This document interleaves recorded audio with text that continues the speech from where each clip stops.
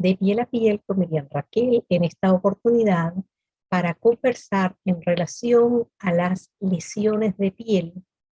que pueden presentarse con cierta frecuencia, con ocasión, o bien de la propia enfermedad COVID-19 ocasionada por el virus SARS-CoV-2, o por la utilización de los equipos para protegernos contra el virus,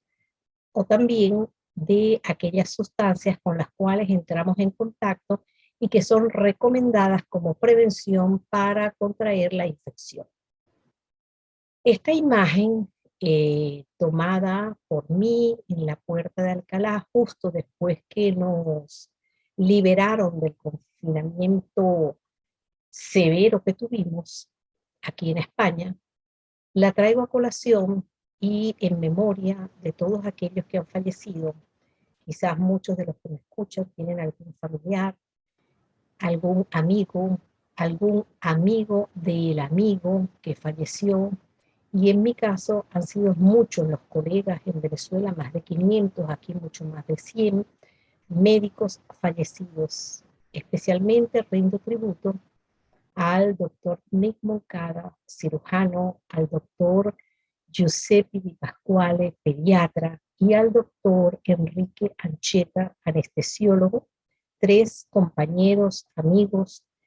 que nos graduamos juntos en la tercera promoción de médicos cirujanos de la Universidad de Carabobo del Lugbara. No tengo ningún conflicto de interés en esta conferencia más que manifestarles esos consejos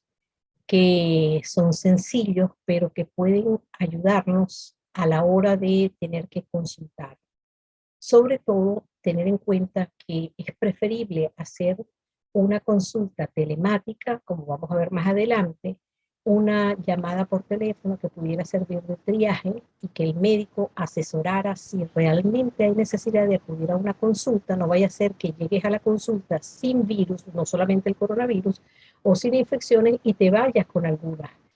Y si necesitas consultar presencialmente, pues olvídate de entrar a la consulta con el carricoche o cochecito, ve con lo mínimo imprescindible,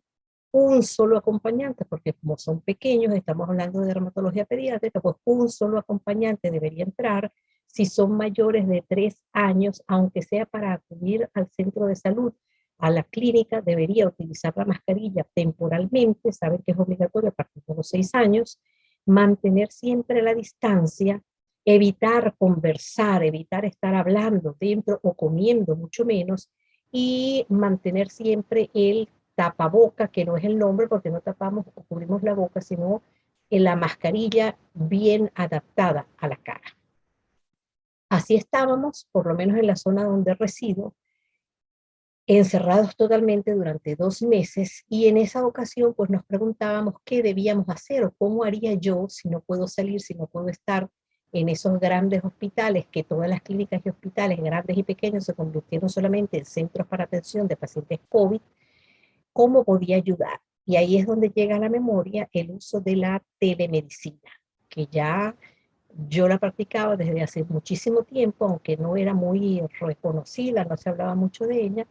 pero que sí la poníamos en práctica, sobre todo con el equipo de investigación de la Asociación Venezolana de Dermatología Pediátrica, para asistir a algunas zonas muy remotas, bien dentro de Venezuela, o a algunos otros continentes, y entonces nos comunicábamos con los pacientes a través de teléfono o a través de los correos electrónicos, que era lo que para ese entonces había. Estoy hablando más de 20, 25 años. Estas son las cifras actuales hasta ahora, hasta octubre, desde que se inició la pandemia, desde que apareció el primer reporte en el 30 de diciembre de 2019 en Wuhan, en China, y se supo que era un nuevo coronavirus, y es en el 11 de febrero de 2020, cuando la Organización Mundial de la Salud le da el nombre de síndrome respiratorio agudo severo coronavirus 2, coronavirus 2, que es el SARS-CoV-2, y a la enfermedad se le denomina COVID-19 por coronavirus disease 19. A la fecha de esta semana que recién pasa, habían afectados en el mundo más de 238 millones de personas, con unas cifras de fallecidos que superaban los 4,8 millones. Esta pandemia se denominó como tal en el 11 de marzo del 2000. Y entonces, como les decía, con ese encierro, muchos médicos, incluyendo el grupo de dermatólogos españoles, comenzó a recibir a través de WhatsApp, y todos nosotros, y médicos en general, pediatras, médicos de familia, lesiones de piel, y los pacientes deseaban saber qué pasaba, ya que estaba todo cerrado, no podían acudir a los centros hospitalarios, pues comenzó a tejerse una red y fue una lluvia de fotografías. Yo pregunto, ¿alguna vez ustedes han utilizado el WhatsApp o algún otro medio telemático a través de la web de estas nuevas tecnologías para enviar una imagen, bien sea suya, de su paciente, de algún familiar, de colega a colega, o usted de un amigo a otro para preguntar qué crees tú que tengo, dame una segunda opinión, me dijeron que era esto, quiero saber tu opinión? Eso es teledermatología, eso es telemedicina. Y esto que estamos haciendo ahora en la educación también se considera telemedicina. De tal manera que la doctora Galván Casas, la doctora Catalá, el doctor Carretero y el doctor Rodríguez Jiménez decidieron organizarse en un grupo, y a través de la academia, de la Asociación Española de Dermatología, deciden montar este trabajo que fue publicado en abril del 2020 y que logró reunir un total de 375 casos publicados. Fueron más de 400, pero 375, de los cuales 25 dermatólogos son autores, pero hay como 83, si mal no recuerdo, que participaron en el trabajo, incluyendo varias dermatólogos venezolanas de Caracas, entre ellas la doctora Paola Pascuali y la doctora Eliana San Juan. Es así como todo esto realizado a través de Internet, porque como les digo, no había movilización, este grupo, que es el trabajo reconocido, trabajo español reconocido como Estudio COVID Piel, liderado por Galván, decide o saca como conclusión estos patrones de presentación de las lesiones de piel en la enfermedad COVID-19, denominados pseudoperniosis, vesiculoso, un patrón urticariforme, un patrón maculopapular y uno denominado livedonecrosis. Hubo a posteriori, es decir, varios meses después, otros autores, otro grupo también de investigación que realizan trabajos con casuísticas un poco mayores, siempre estos trabajos que les comento en adultos, y que reportan más o menos los mismos patrones. Este trabajo del doctor Andina, y que también está en el equipo el doctor Antonio Torrela, un dermatólogo muy reconocido a nivel internacional, español, presenta estas fotografías, que sí es un trabajo realizado en niños, donde se ven, ustedes pueden ver las lesiones del patrón acral, similar a lo que se denomina sabañón comúnmente. Entonces es un sabañón-like, con estas manifestaciones rojas, eritematos, violáceas, descamativas, algunas con ulceraciones que afectan los dedos. No necesariamente es simétrica, es decir, puede dar en ambas manos, puede dar en ambos pies, pero no, las lesiones no son, digamos, exactamente iguales en ambas manos o pies. Y también con afectación de los talones, como ven en esa bonita imagen. Son lesiones eritematosas, es decir, rojas, tirando al púrpura. Fíjense cómo afectan incluso la parte subungual, es decir, debajo de las uñas. En este caso vemos que está el patrón livedo reticularis, eso que se ve como una redecita, que muchas veces lo observamos en los pacientes solamente por la exposición al frío, sobre todo los recién nacidos cuando le cambiamos la ropita, se torna esa piel marmorata. Y también hay un síndrome cutis marmorata telangiectásico congénito, que puede aparecer como una enfermedad, que ya eso es otra cosa que no vamos a comentar más, pero para hacer diagnóstico diferencial. Y este paciente ya empezaba a presentar, cuando me consultó, algunas lesiones eritematosas que pudieran ser el reflejo de un patrón de presentación del SARS-CoV-2. O como este otro caso, que cuando ves los deditos, uno se impresiona, como en este caso de este pacientico, con este dedo completamente violáceo, como si fuese un color berenjena. Cuando vemos las palmas o las plantas, observamos que hay lesiones también eritematosas, algunas infiltradas, edematosas, que pudieran incluso tener vesículas y pudieran llegar a la necrosis, es decir, al tejido muerto y después haber una descamación. O como este otro caso también del grupo de Andina, donde se estudian, como les digo, niños que se ven perfectamente las lesiones en diana, típicas de eritema multiforme, en este caso eritema multiforme like, asociado al SARS-CoV-2. Este niño o este paciente cuando me consulta, vemos que ya está comenzando a hacer estas lesiones rojas, que ven que forman círculos concéntricos y que en su evolución terminan haciendo el patrón este en diana o eritema multiforme like, que generalmente es provocado por muchos otros virus. Lo vemos en muchos, asociados a muchos otros virus.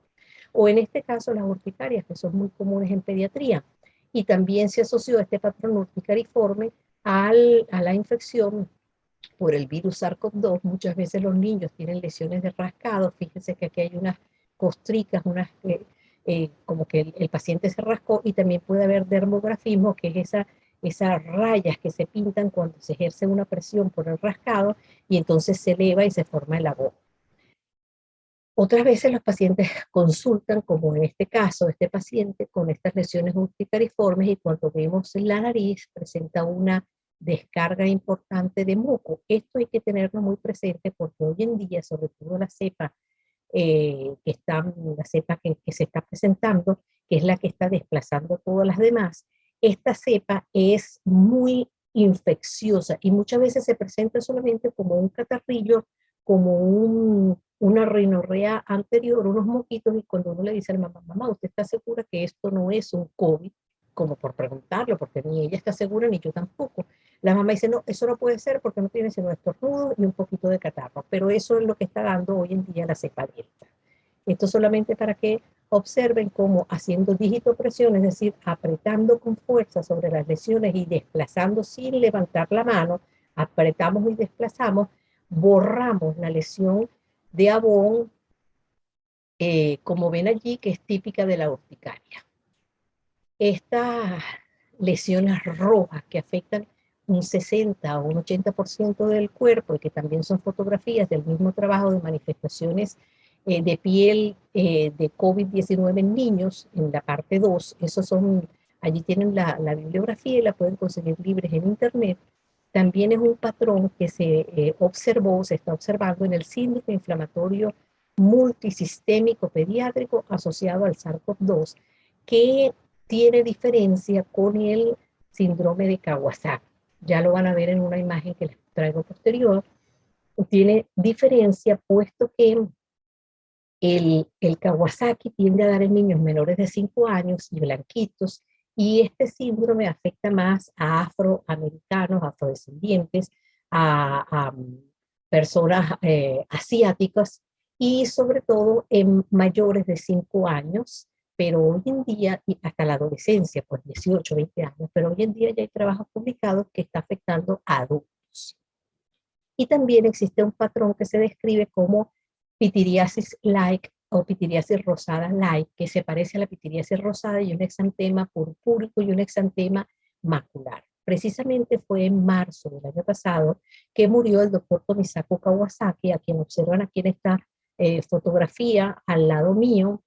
en una reunión de dermatología pediátrica en Colombia, y en el extremo derecho de la fotografía está el doctor González Aveledo y la doctora Giovanna Nacita acompañándonos. Como les decía, la diferencia entre el síndrome inflamatorio multisistémico pediátrico, que generalmente lo observamos después de semanas de haber estado enfermos con la COVID-19 o haber estado en contacto con pacientes enfermos, o sea, haber sido un contacto estrecho, vemos que se presenta con estas características. Esto lo pueden conseguir en la web también, en internet, en COVID Up Today, y tienen las manifestaciones más importantes y sobre todo que tiene una definición específica, además del salpullido o sarpullido o exantema que se presenta en la piel, tiene toque cardíaco y tiene toque multisistémico, inflama todo, debe tener fiebre, son generalmente niños para ser incluidos como diagnóstico, menores de 21 años, con pruebas confirmatorias inflamatorias y que tenga más de 2 órganos involucrados, como describimos allí. Pero ¿cuál fue la otra epidemia paralela que presentamos? Pues las dermatitis de contacto irritativas, en este caso niños que se les lavan las manos, o cuando comenzó la pandemia que desconocíamos, aunque seguimos con más preguntas que respuestas, que utilizaban los geles, utilizaban los jabones, se lavaban cada 20 minutos, cada hora, se lavaba todo, se lavaba incluso hasta los alimentos con agua y jabón,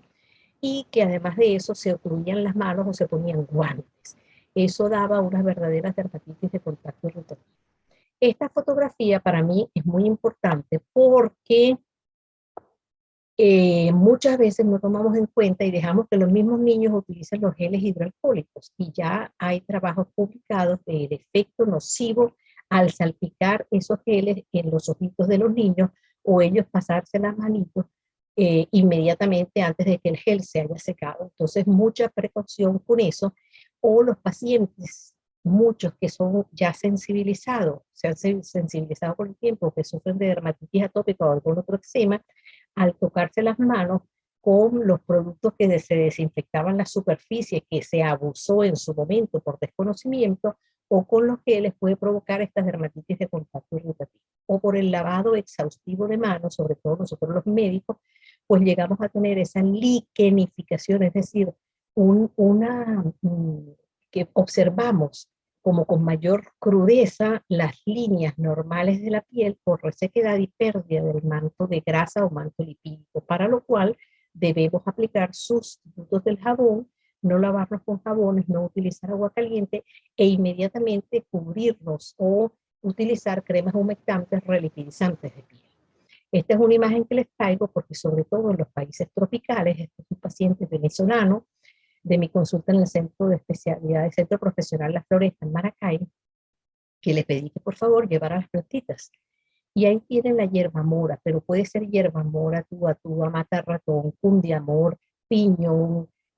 cariaquito morado, lo que se les ocurre aplicar. Y por supuesto que las plantas tienen efecto secante, efecto antiinflamatorio, pero cuando se abusa de ellos, el efecto es contraproducente, inclusive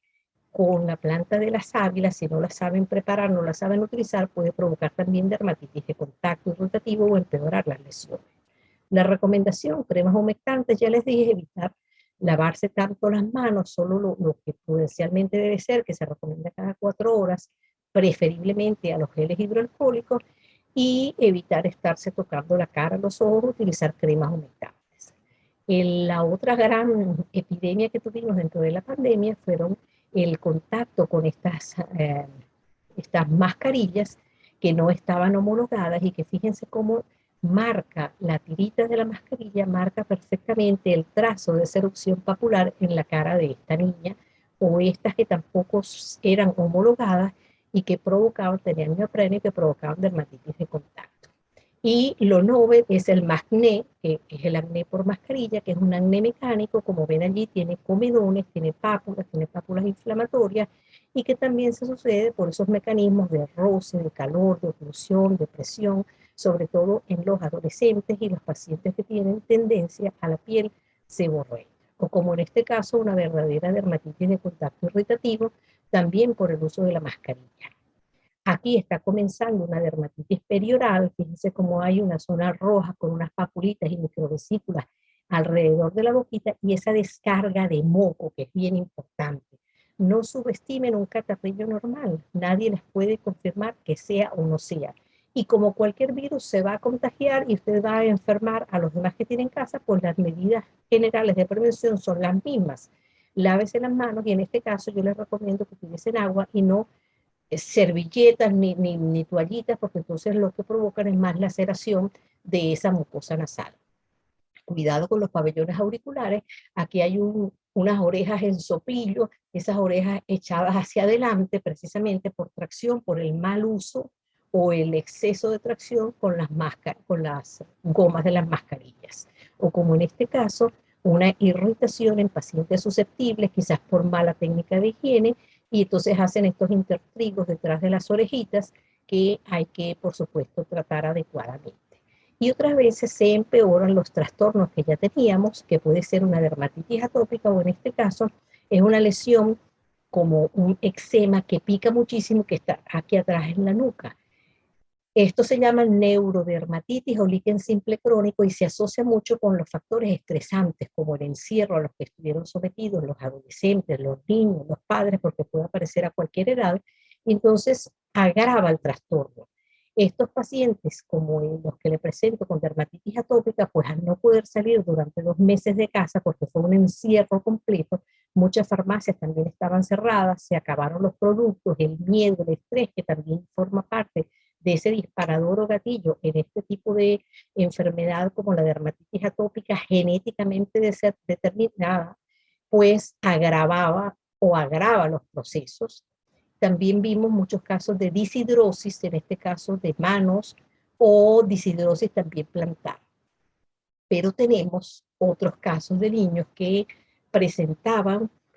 esa estrés, esa como que angustia o ansiedad de chuparse los dientes compulsivamente, de chuparse la lengua, de chuparse los labios, y entonces la tialina fuera de la boca puede causar dermatitis perioral.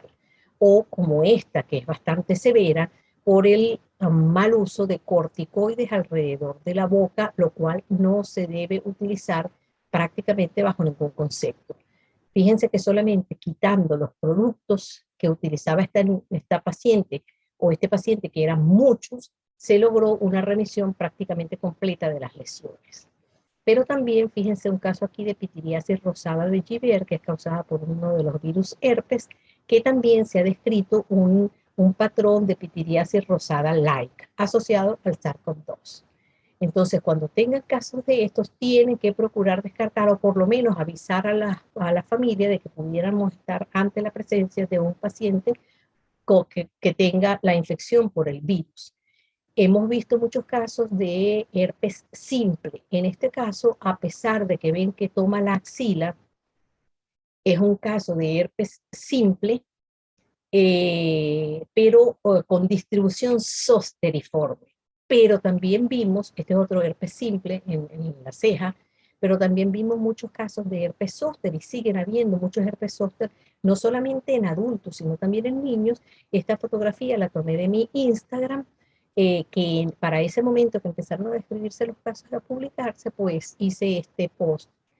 Y esto para que vean cómo llegan los pacientes. Este paciente no tiene nada que ver con la pandemia, es un paciente anterior, pero así nos llegan con los pacientes que han puesto humectantes, que han puesto antihistamínicos en piel, que no se deben utilizar, los antihistamínicos en crema, o que utilizan corticoides, y entonces además del corticoide le ponen el antibiótico, le ponen el antimicótico, es decir, que no se sabe si es hongo, si es virus, si es parásito, si es un proceso inflamatorio, si es un proceso irritativo, y mandan de todo, con lo cual empeoramos la condición del paciente.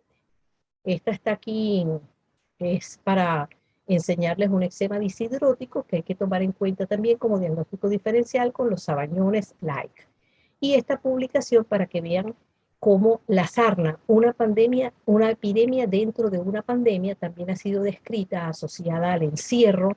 donde se están viendo muchos miembros de la familia infectados. Estas son lesiones muy pruriginosas que pican mucho y que el picor puede quedar incluso después de haber tratado.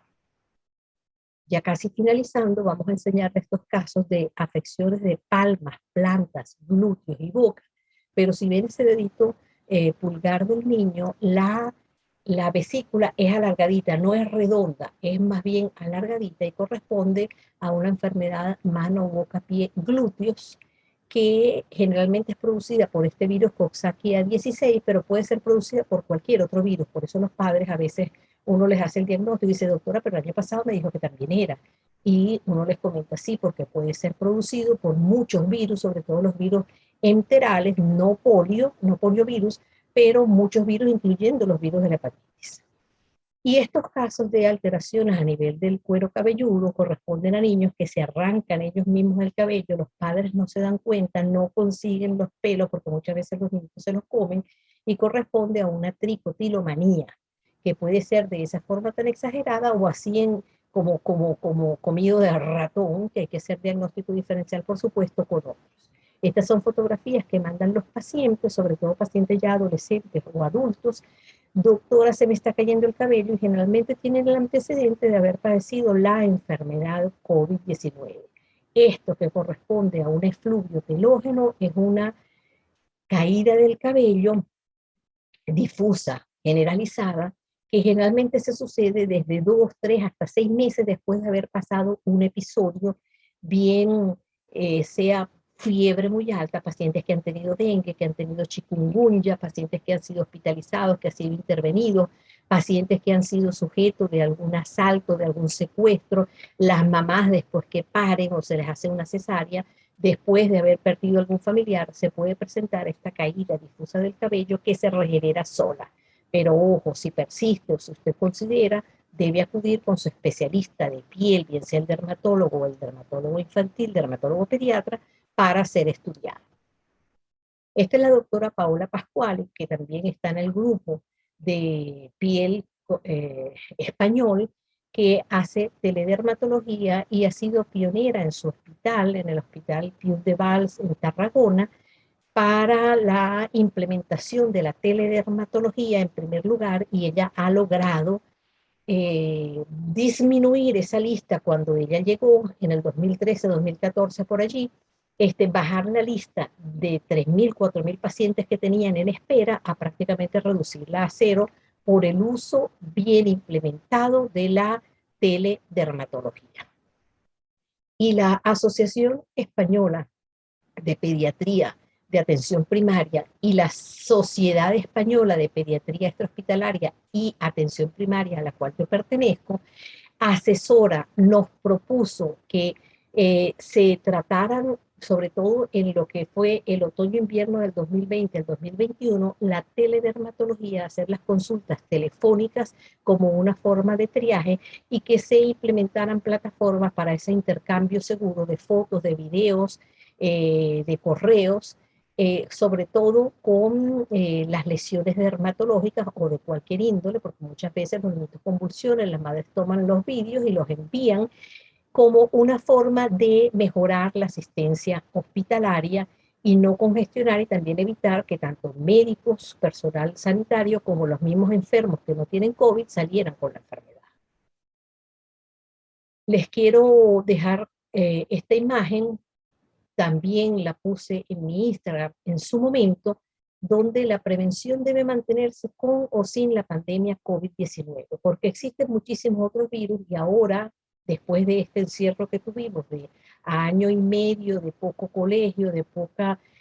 trabajo presencial, nos estamos encontrando que hay un boom, hay un incremento en los pacientes afectos por otros virus, virus sincicial respiratorio, los adenovirus, los virus que provocan enfermedad eh, digestiva del tracto digestivo, diarreas, vómitos. Entonces, mientras tomemos las mismas medidas de prevención, vamos a minimizar el riesgo de infectar. Estos dos trabajos están libres también en la página de la Sociedad Venezolana de Puericultura y Pediatría, mi sociedad venezolana, a la cual sigo perteneciendo, y son dos publicaciones que hicimos Jovel Manasif, Sonia Mantilla, Lourdes y mi persona el año pasado. Están en el suplemento 2 y en el suplemento 3 de los archivos venezolanos de Puericultura y Pediatría, que los pueden encontrar libres también en la web, y tienen resumido no solamente lo de la piel como sistema, sino todos los demás órganos y sistemas. Está excelente, les recomiendo que vayan a verlo. De Piel a Piel con Miriam Raquel se despide de ustedes, agradeciéndoles que nos sigan, agradeciéndoles los comentarios y agradeciéndoles, por supuesto, los likes. Un abrazo, que Dios los bendiga.